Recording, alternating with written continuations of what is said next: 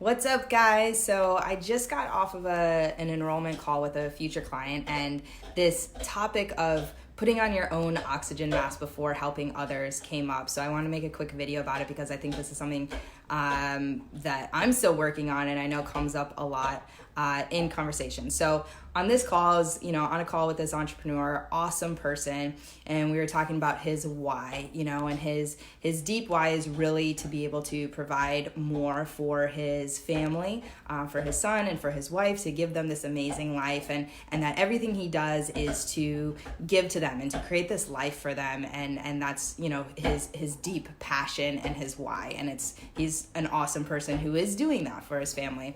But then he also talks about how he's starting to realize that he has to take care of himself more in order to be able to do that he needs to be able to invest in himself and to take care of himself and have that self-care. And I said to him, it's the thing that we hear about here on the airplane all the time, is that you have to put on your own oxygen mask before helping others.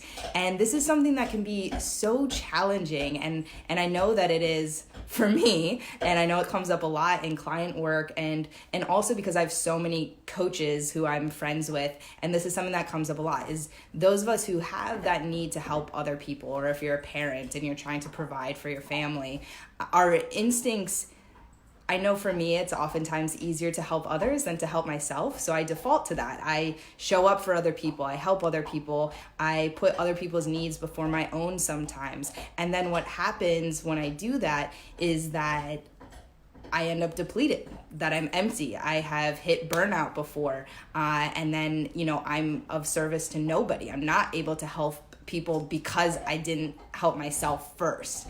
And, so if you are someone who resonates with that, let me know below for sure. So there's a couple things that I've started doing every morning to put on my own oxygen mask before I show up and help others. So before I show up to client calls or enrollment calls or coaching calls or any of those things, these are a couple things I do every morning that I want to share with you guys in case it helps you. And I would love to hear from all of you what you guys do each day to set yourself up for success in that way. So the first thing, and I have props for this as well.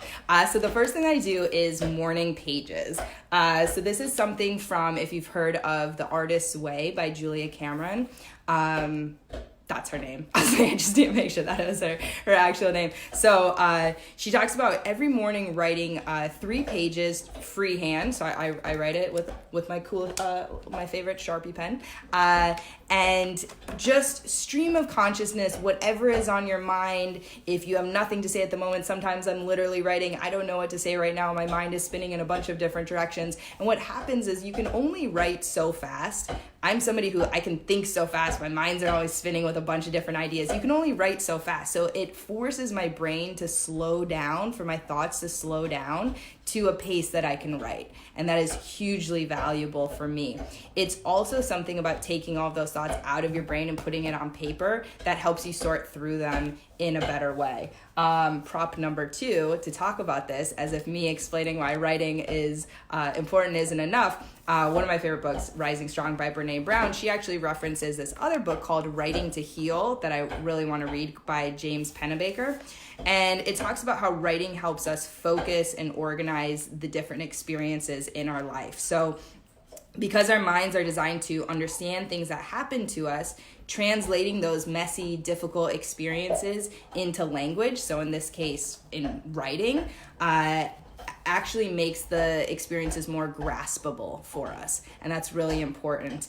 And also that in all of his research, he's found that writing about emotional experiences or things that are going on in our lives for just 15 to 20 minutes a day on 4 consecutive days can decrease anxiety, rumination, and depressive symptoms and boost our immune systems. So it's science.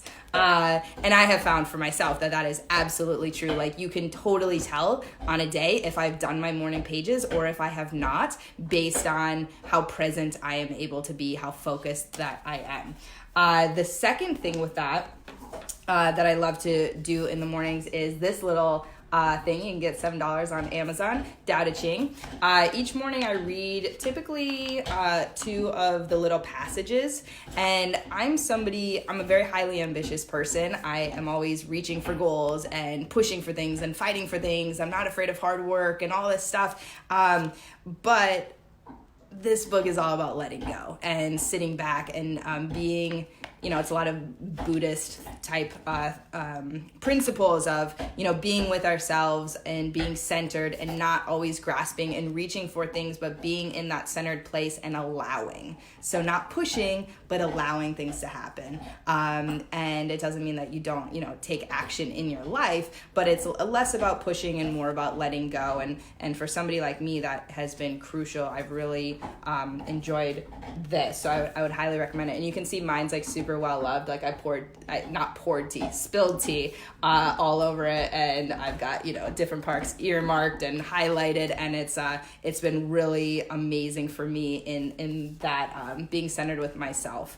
So those are 2 things, and I try to do these before I show up.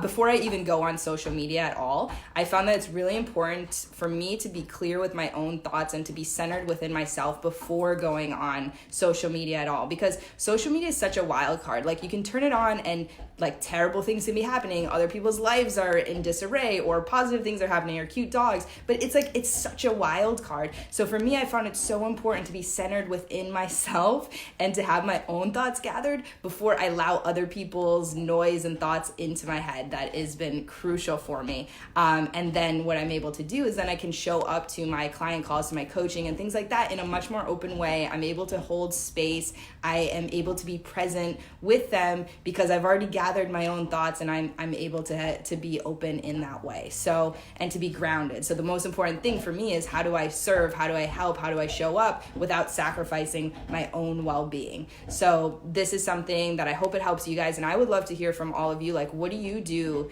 each day or each week or month, or what do you do to put on your own oxygen mask before helping others? Because like I said, this is a journey for me. It's something that I'm continuing to learn, and I want to know what those of you are doing. And I'm seeing some of the comments here below. Alvin was like, too often I forget this. I'm totally helping everyone else more than me. So this happens all the time, and other people's needs are important. We just have to make sure that we're not sacrificing ourselves and our own needs so that we get to a point that we're completely useless. So thank you guys for tuning in. There's a bunch of you on here, so I would really love to hear from you guys what you are doing to put on your own oxygen mask, or what you're going to strive to do. And if you need a couple things to start, morning pages, Tao Te Ching. I also walk my dog and do other things like that really help me. So off to the next call, and I'll talk to you guys later. Thanks for tuning in.